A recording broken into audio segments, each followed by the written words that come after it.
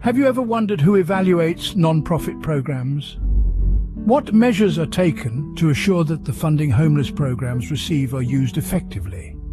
My friend Dr. Jordan has been employed in social services for almost 20 years, and we met 4 years ago after he moved to Skid Row to get a true understanding of the area.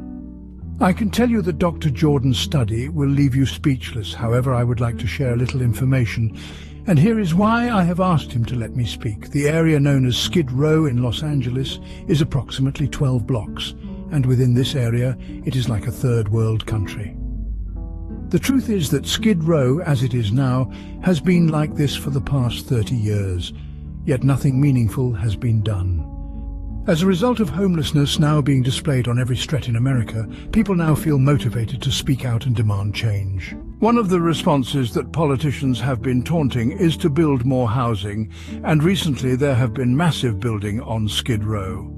The truth of this has not been disclosed because the fact is that these new buildings will only make this worse, and here's why. The truth is that Skid Row has not truly experienced an increase of people, so the building of more units means that the idea is to corral homeless from other areas to Skid Row. At first you may be okay with that, however let me share a few facts. First, did you know that during Dr. Jordan's time on Skid Row, he was forced to sue 2 non-profits for unethical issues? Did you know that in many of these tents and buildings, rape and addiction is the daily activities? Did you know that many of these buildings are infested with rats and roaches, and that to have a tent here I have to pay rent to a gang? I don't want to make you sad, but this is our reality, and instead of solving the problem, there has been 9 new buildings in the area and now 2 new high-rise buildings added. At first it may seem to be a good idea and to support more building on Skid Row, but let me say that if that was the answer, then Skid Row would have disappeared a long time ago.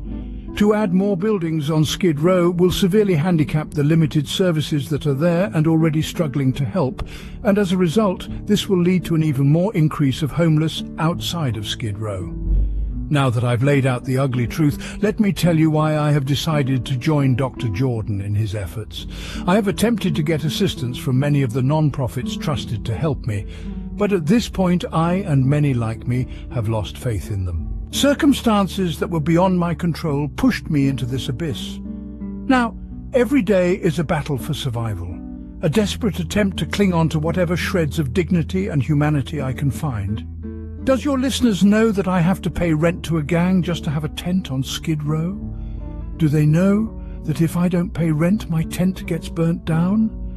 I am tired of seeing women walk down the middle of the street naked. I'm tired of rats at my feet when I'm trying to sleep. I'm asking you to reach out to Dr. Jordan and join hands with him to develop a committee of citizens that will hold both non-profits, government agencies and politicians accountable.